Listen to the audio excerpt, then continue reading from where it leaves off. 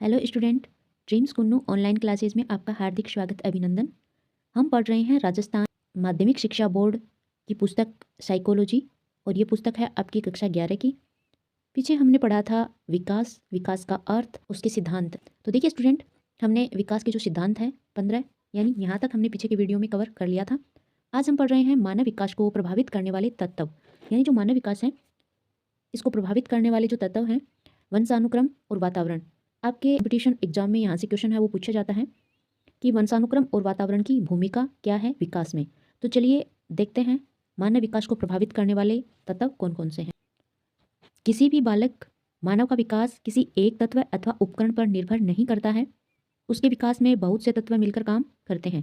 बालक के विकास और उसकी गति पर भोजन, स्वास्थ्यजनक परिस्थितियाँ, वातावरण, सूर्य प्रकाश, शुद्ध वायु तथा ऋतु आदि का प्रभाव पड़ता है। तो उसकी मनोवृत्तियों, वंशानुक्रम और सामाजिक संबंधों का भी प्रभाव पड़ता है। मानव विकास को प्रभावित करने वाले ये तत्व एक दूसरे से संबंधित होते हैं, परंतु इन तत्वों के सापेक्षिक प्रभाव के संबंध में निश्चित रूप से कुछ कहा नहीं जा सकता। विकास के इन तत्वों का अध्ययन वातावरण और वंशानुक्रम के संदर्भ में किया जा सकता है। पहला है स्टूडेंट वंशानुक्रम। देखिए, प्रत्येक मानव कुछ निश्चित अक्षमताओं या गुणों के साथ पैदा होता है। ये जन्मजात अक्षमताएं अथवा गुण उसे गर्भ के समय अपने माता पिता एवं पूर्व पीढ़ियों से प्राप्त होते हैं। इस जटिल जैविक प्रक्रिया द्वारा माता पिता से एक पीढ़ी से दूसरी पीढ़ी में हस्तांतरित होने वाले ये गुण उसका वंशानुक्रम कहलाते हैं। दूसरे शब्दों में हम वंशक्रम उसे कहते हैं जो व्यक्ति को उसकी प्रकृति द्वारा प्रदत्त योगदान है। वंशानुक्रम से ही व्यक्ति को सभी शारीरिक विशेषताएं जैसे चेहरा, रंग, आंखें, हाथ, पैर, लंबाई आदि बाह्य अंग प्राप्त होने के साथ साथ उसकी शरीर की आंतरिक क्रिया प्रणाली को नियंत्रित करने वाली ग्रंथियां, विभिन्न संस्थान भी प्राप्त होते हैं। मानव को मानसिक विशेषताओं में विशेष रूप से मूल प्रवृत्ति, बुद्धि, अक्षमता जन्मजात होती है। तो देखिए स्टूडेंट, आपको एक बार आपकी शिक्षक भर्ती में एक क्वेश्चन पूछा गया था कि अभी अक्षमता और बुद्धि जन्मजात होती हैं। तो देखिए ये फैक्ट आपके लिए काफ़ी इंपॉर्टेंट है कि बुद्धि और अभी अक्षमता जन्मजात होती है। इन जन्मजात शक्तियों का पूर्ण विकास उचित वातावरण में ही संभव हो सकता है। अब देखते हैं वातावरण यानी इन्वायरमेंट। मानव का वातावरण वे भौतिक और सामाजिक परिस्थितियां हैं जिसमें वह जन्म लेता है और विकसित होता है। वातावरण का मानव की जन्मजात शक्तियों को विकसित करने में महत्वपूर्ण भूमिका रहती है। उपयुक्त वातावरण के अभाव में जन्मजात शक्तियां अविकसित रह जाती हैं, चाहे वे शारीरिक शक्तियां हो अथवा मानसिक। मानव के विकास की गति उसके व्यवहार पर अनेक पर्यावरणीय तत्व प्रभाव डालते हैं। जैसे पहले नंबर पे है भोजन। व्यक्ति के सामान्य विकास के लिए पुष्टिकर और संतुलित भोजन की आवश्यकता होती है। भोजन में व्यक्ति विकास के सभी आवश्यक तत्व पाए जाते हैं, अन्यथा शारीरिक दुर्बलता और रोग उसके विकास में क्या बन जाते हैं, बाधक बन सकते हैं। सही भोजन व्यक्ति को सभी अवस्थाओं में आवश्यक होता है, परंतु शैशव अवस्था अथवा बाल्य अवस्था में इसकी अनिवार्यता अत्यंत महत्वपूर्ण होती है।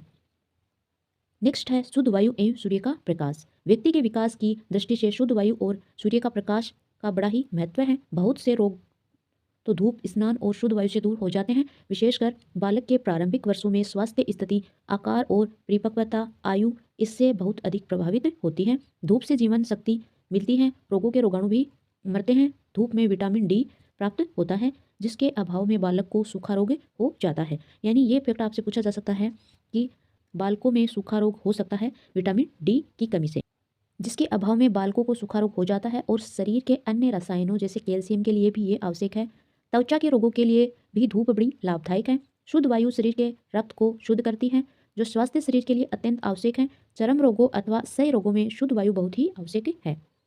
नेक्स्ट है संस्कृति यानी कल्चर। बालक के विकास में संस्कृति का महत्वपूर्ण योगदान रहता है। प्रत्येक देश की अपनी अपनी संस्कृति होती है और संस्कृति में विकास के अलग अलग अवसर होते हैं। उनके रीति रिवाज व परंपराएं भी अलग अलग होते हैं। जो समय देश काल होगा, संस्कृति भी समाजीकरण द्वारा बालक के विकास को क्या करती है, प्रभावित करती है।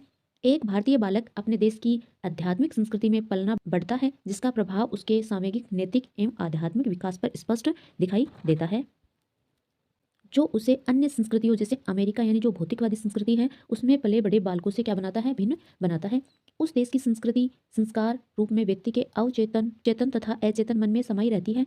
प्रसिद्ध मनोविश्लेषक युग महोदय का कथन है कि व्यक्ति के विकास में जातीय संस्कृति का बड़ा हाथ है। जातीय संस्कृति के अनुरूप ही व्यक्ति का विकास होता है। मार्गरेट मीड और बेनेडिक्ट जैसे मानव शास्त्रियों ने अध्ययन द्वारा यह प्रतिपादित किया कि बालक की विकास पर संस्कृति का क्या पड़ता है, प्रभाव पड़ता है। जो संस्कृति जितनी उन्नत होगी उससे संबंधित व्यक्ति उसी मात्रा में गुणों का अर्जन करेगा। जैसे आध्यात्मिकता केवल हमारी संस्कृति में ही पनप सकती है, पाश्चात्य संस्कृति में नहीं। नेक्स्ट है परिवार। व्यक्ति के विकास का परिवार की स्थिति, परिवार में उसका स्थान, परिवार की परिस्थितियां प्रभावित करती हैं। परिवार के स्तर के आधार पर बालक की सोच और मानसिकता बनती हैं। परिवार का सामाजिक आर्थिक स्तर भी बालक के लिए महत्वपूर्ण भूमिका निभाता है। नेक्स्ट है समाज एवं सामाजिक संबंध। बालक का विकास उसके परिवार, समाज और सामाजिक वातावरण से क्या होता है, प्रभावित होता है। उसी के अनुसार बालक की संरचना उस देश की संस्कृति से क्या होती है, प्रभावित होती है। और बालक का समाज उसके सामाजिक संबंधों को निर्धारित करके उसके विकास को क्या प्रदान करता है, नई दिशा प्रदान करता है। बालक का व्यवहार उसके समाज जैसे परिवार के सदस्य, पड़ोस व विद्यालय के सदस्य गुणों के क्रियाकलापों से प्रभावित होता है। उसी के आधार पर बालक अपनी अनुक्रियाएं करता है। इन सब का प्रभाव बालक के विकास के सभी पक्षों पर पड़ता है। नेक्स्ट है पालन पोषण। पालन पोषण, देखिए पालन पोषण का बालक के विकास पर अधिक प्रभाव पड़ता है। पालन पोषण के तरीके उसके व्यवहार को दिशा प्रदान करते हैं। मनोविज्ञान के अनुसार बालक की अनुक्रिया व्यवहार से प्रभावित होती है और व्यवहार का अच्छा या बुरा होना लालन पालन से प्रभावित होता है। पालन पोषण में सुविधाओं की उपलब्धता और अनुपलब्धता भी बालक के विकास को क्या करती है, प्रभावित करती है। यह बालक का अपने माता पिता के साथ पारस्परिक संबंध व स्तर को भी प्रभावित करती है। जीवन की घटनाएं और दुर्घटनाएं। जीवन की अच्छी और खराब घटनाएं और दुर्घटनाएं मानव जीवन के विकास को प्रभावित करती है। कभी कभी एक घटना पूरे जीवन के विकास की दिशा ही परिवर्तित कर देती है। जैसे एक व्यक्ति की दुर्घटना में तंत्रिका तंत्र के नुकसान होने पर उसका सामाजिक, सांवेगिक और शारीरिक नैतिक विकास प्रभावित होता है। इस प्रकार मानव विकास पर वंशानुक्रम एवं वातावरण दोनों का प्रभाव पड़ता है। ये जो फैक्ट है ये आपके लिए काफी इंपॉर्टेंट है कि मानव विकास पर वंशानुक्रम एवं वातावरण दोनों का ही क्या पड़ता है, प्रभाव पड़ता है। दोनों एक दूसरे के पूरक हैं। ये जो फैक्ट है ये आपको एग्जाम में पूछा गया स्टूडेंट कि वंशानुक्रम एवं वातावरण है तो ये क्या है, एक दूसरे के पूरक हैं। एक पूर्ण विकसित मानव इन्हीं दोनों की पारस्परिक अंतःक्रिया का परिणाम है। जैसे एक पौधे में उसके आधारभूत गुण उसके बीज में निहित रहते हैं और बीज ही पौधे के विकसित स्वरूप को निर्धारित करता है, परंतु यह पौधा तब तक सही रूप में विकसित नहीं हो सकता जब तक वह अनुपजाऊ भूमि पर है। जल व प्रकाश के अभाव में इसी तरह बालक के विकास की दिशा को उसका वंशानुक्रम निर्धारित करता है, परंतु उसकी अक्षमताओं का पूर्ण विकास उपयुक्त वातावरण द्वारा ही संभव होता है। अतः विकास बालक की अंतर्निहित अक्षमताओं और पर्यावरणीय प्रभाव की अंतःक्रिया का ही क्या है, परिणाम है। तो देखिए स्टूडेंट, ये जो पैराग्राफ था ये आपके लिए काफ़ी इंपॉर्टेंट था। यहाँ से आपको एग्जाम में 2 क्वेश्चन पूछे गए थे। वंशानुक्रम एवं वातावरण की भूमिका आपके टॉपिक है एग्जाम में, इसलिए यहाँ से क्वेश्चन है वो पूछे ही जाते हैं। आपको एक क्वेश्चन पूछा गया था कि वंशानुक्रम एवं वातावरण एक दूसरे के क्या हैं, तो पूरक हैं। ये चीज़ आप ध्यान में रखेंगे। चलिए बढ़ते हैं आगे। प्रकृति एवं सवर्ण। श्री टीपी नन के अनुसार व्यक्ति के लिए जीवन की परिस्थितियां वही महत्व रखती है जो समुद्री जहाजों के लिए चट्टान, समुद्र की लहरें तथा तेज हवाएं। बहुत से मनोवैज्ञानिकों तथा शिक्षाविदों का विचार है कि बालक का वंशानुक्रम या प्रकृति के आधार पर ही यह कहा जा सकता है कि उसका विकास किस सीमा तक किस दिशा में होगा। ये लोग बालक के वंशानुक्रम को अधिक महत्व देते हैं और वातावरण को महत्व नहीं देना चाहते। भारत में जन्म के आधार पर वर्ण व्यवस्था का होना वंशानुक्रम के महत्व का ही क्या करता है, समर्थन करता है। इसके विपरीत कुछ लोग वातावरण में अधिक विश्वास रखते हैं और कहते हैं कि उन्हें किसी भी प्रकृति का बालक दे दिया जाए, वे उचित वातावरण या संवरण द्वारा उसके व्यक्तित्व का विकास जिस दिशा में चाहे कर सकते हैं। दोनों तरह के विचारों में मानव विकास में उसकी प्रकृति और उसके संवरण के महत्व में भिन्नता है। मानव के व्यक्तित्व विकास में उसकी वंश परंपरा का अधिक महत्व है या उसके वातावरण का। इस संबंध में वैज्ञानिकों ने अपने तर्क दिए हैं। मानव का विकास अनेक कारकों द्वारा प्रभावित होता है, जिनमें 2 प्रमुख हैं। प्रथम उसकी प्रकृति या जैविक और दूसरा व्यक्ति का संवरण या पोषण। व्यक्ति की प्रकृति जन्मजात होती है, यह उसे उसके माता पिता एवं पूर्वजों से प्राप्त होती है, जिसे उसका वंशक्रम कहते हैं। व्यक्ति के विकास को संवरण करने वाले कारक उसके वातावरण के अंतर्गत आते हैं। व्यक्ति का विकास उसके गर्भकाल से आरंभ हो जाता है। ये फैक्ट आपके लिए काफ़ी इंपॉर्टेंट है कि व्यक्ति का विकास है वो उसके गर्भकाल से ही आरंभ हो जाता है, जो उसके माता पिता द्वारा प्रदत्त वंशक्रम से क्या होता है, निर्धारित होता है। और जन्म के पश्चात समाज में मिला वातावरण उसका आगे का विकास निर्धारित करता है। व्यक्ति के व्यक्तित्व का विकास उसके वंशानुक्रम तथा वातावरण की अंतःक्रिया का ही क्या है, परिणाम है। ये क्वेश्चन आपसे एक बार एग्जाम में पूछ लिया गया है कि वंशानुक्रम तथा वातावरण की अंतःक्रिया का परिणाम है व्यक्ति का व्यक्तित्व। आगे हम वंशक्रम। बालक अधिकांशतया रंग, रूप, आकृति, विद्वता आदि में अपने पूर्वजों एवं माता पिता से मिलता जुलता होता है। यानी उसे अपने माता पिता के शारीरिक और मानसिक क्या होते हैं, गुण प्राप्त होते हैं। जैसे माता पिता है वैसी उसकी संतान होती है। इसी को हम वंशानुक्रम, आनुवंशिकता, पैतृकता, वंश परंपरा आदि नामों से क्या है, पुकारते हैं। वंशानुक्रम व्यक्ति की जन्मजात विशेषताओं का पूर्ण योग कहा जा सकता है। ये फैक्ट आपके लिए काफ़ी इंपॉर्टेंट है कि वंशानुक्रम को व्यक्ति की जन्मजात विशेषताओं का पूर्ण योग कहा जा सकता है। वंशानुक्रम की प्रक्रिया क्या है? तो देखिए, मानव शरीर मानव कोशिकाओं से मिलकर बना होता है। इसी शरीर का आरंभ केवल एक कोशिका से होता है। ये फैक्ट आपको 2018 की शायद रीट की एग्जाम में पूछा गया था। मानव शरीर का प्रारंभ होता है तो एक कोशिका से, जिसे संयुक्त यानी जॉइंट कहते हैं। यह है जाइगोट, दो उत्पादक कोशिकाओं का योग होता है, जिसमें एक कोशिका पिता की, जिसे पितृ कोशिका, और दूसरी माता की होती है, जिसे मातृ कोशिका कहते हैं। माता और पिता की प्रत्येक कोशिका में 23 गुणसूत्र होते हैं और ये मिलकर संयुक्त कोशिका में गुणसूत्रों के 23 जोड़े बनाते हैं। इन गुणसूत्रों पर जीन विद्यमान होते हैं, जिनमें उसके वंश की असंख्य परंपरागत विशेषताएं निहित होती हैं। ये फैक्ट आपको आपके एग्जाम में पूछ लिए गए हैं स्टूडेंट, इसलिए आप इनको ध्यान में रखिए।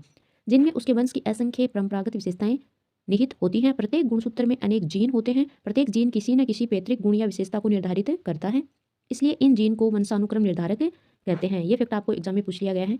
यही जीन शारीरिक और मानसिक गुणों को एक पीढ़ी से दूसरी पीढ़ी को पहुंचाते हैं। इसी प्रक्रिया द्वारा पूर्वजों के गुण पीढ़ी दर पीढ़ी उनकी संतानों में पहुंच जाते हैं। व्यक्ति को वंशानुक्रम की प्रक्रिया द्वारा अपने पूर्वजों के शारीरिक और मानसिक गुण क्या होते हैं? प्राप्त होते हैं। परंतु यह भी देखा गया है कि विद्वान माता पिता का बालक अल्प बुद्धि और शारीरिक लक्षणों में कुछ भिन्न भी होता है। पूरी तरह से समान तो व्यक्ति कभी भी नहीं होता। एक पीढ़ी से दूसरी पीढ़ी की भिन्नता कम या अधिक हो सकती है। वंशक्रम कुछ नियमों तथा सिद्धांतों पर आधारित है। वंशक्रम के सर्वाधिक प्रचलित नियम निम्नलिखित हैं। देखिए स्टूडेंट, ये जो आपकी एग्जाम की दृष्टि से वेरी वेरी इंपॉर्टेंट चीज़ है कि वंशक्रम के नियम कौन कौन से हैं। तो पहला है बीजकोश की निरंतरता का नियम, दूसरा है समानता का नियम, तीसरा है विभिन्नता का नियम, चौथा है प्रत्यागमन का नियम, पांचवा है अर्जित गुणों के स्थानांतरण का नियम और छठा है प्रभाविता एवं वियोग का नियम। ये जो क्रम है, ये जो नियम है, इसको आप बहुत अच्छे से याद रखिए। आपको यहीं से क्वेश्चन है वो पूछे जाते हैं कि बीजकोश की निरंतरता का नियम, समानता का नियम, विभिन्नता का नियम, प्रत्यागमन का नियम, अर्जित गुणों के स्थानांतरण का नियम, प्रभाविता एवं वियोग का नियम। तो ये वंशक्रम के क्या है? नियम है। चलिए पढ़ते हैं आगे कि बीजकोश की निरंतरता का नियम है वो क्या है। इस नियम के अनुसार बालक को जन्म देने वाला बीजकोश कभी नष्ट नहीं होता है। इस नियम के प्रतिपादक बीजमैन है। आपको यहाँ से एक क्वेश्चन ये पूछा गया था स्टूडेंट कि बीजकोश के नियम के प्रतिपादक कौन है? तो बीजमैन। इस नियम के प्रतिपादक बीजमैन के अनुसार बीजकोश का कार्य केवल उत्पादक कोशिकाओं का क्या करना है? निर्माण करना है। जो बीजकोश बालक को अपने माता पिता से मिलता है, उससे वह अगली पीढ़ी को स्थानांतरित कर देता है। इस प्रकार बीजकोश पीढ़ी दर पीढ़ी चलता रहता है।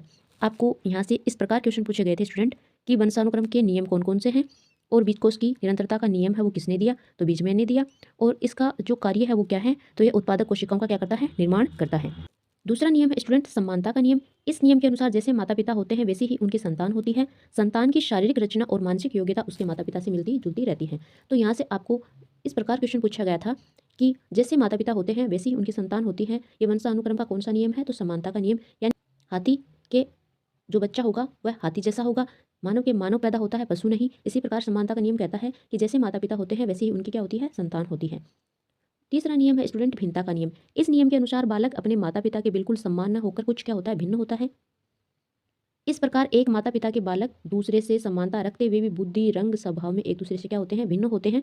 भिन्नता का नियम डार्विन लेमार्क के प्रयोगों द्वारा स्पष्ट करने का प्रयास किया गया। भिन्नता के मुख्य कारण उत्परिवर्तन तथा प्राकृतिक चयन बताए, जिनके द्वारा वंशक्रमीय विशेषताओं का उन्नयन होता है। नेक्स्ट है प्रत्यागमन का नियम। इस नियम के अनुसार प्रकृति विशिष्ट गुणों के बजाय सामान्य गुणों का अधिक वितरण करके एक जाति के प्राणियों को एक ही स्तर पर रखने का क्या करती है? प्रयास करती है। इस नियम के अनुसार बालक अपने माता पिता के विशिष्ट गुणों के बजाय सामान्य गुणों को ग्रहण करते हैं।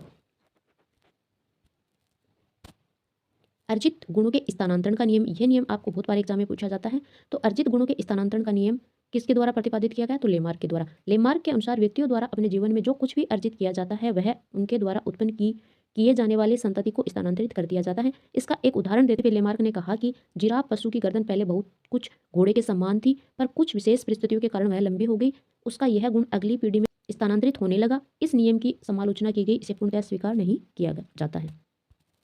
और लास्ट नियम है स्टूडेंट वो है प्रभाविता एवं वियोग का नियम। मेंडल ने वंशानुक्रम के दो महत्वपूर्ण नियम प्रतिपादित किए। मटर पर प्रयोग द्वारा मेंडल ने बताया कि माता एवं पिता में से जिसका गुण प्रभावी होता है वह अगली पीढ़ी में दिखाई देता है और दूसरे जनक का गुण लुप्त या छिपा हुआ रहता है। इसे प्रभाव का नियम कहते हैं। उन्होंने बताया कि वर्ण संकर प्राणी या जातियां आने वाली पीढ़ियों में अपने मौलिक या सामान्य रूप की ओर अग्रसर होती हैं। यानी किसी एक पीढ़ी में दो गुणों का मेल आगे चलकर अलग अलग गुणों के रूप में प्रदर्शित होते हैं। इसे वियोग का नियम कहा जाता है। इस नियम के अनुसार अंत में शुद्ध गुण वाली संतान रह जाती है। तो ये थे 6 नियम वंशानुक्रम के, और आप इन 6 जो नियम आपको बताए गए हैं इनको अच्छे से याद रखिए। आपकी कंपटीशन एग्जाम में ये जो वंशानुक्रम के नियम हैं इनको दिया जाता है, और उसके बाद ये क्वेश्चन पूछा जाता है कि वंशानुक्रम के नियम इनमें से कौन से हैं और कौन से नहीं हैं।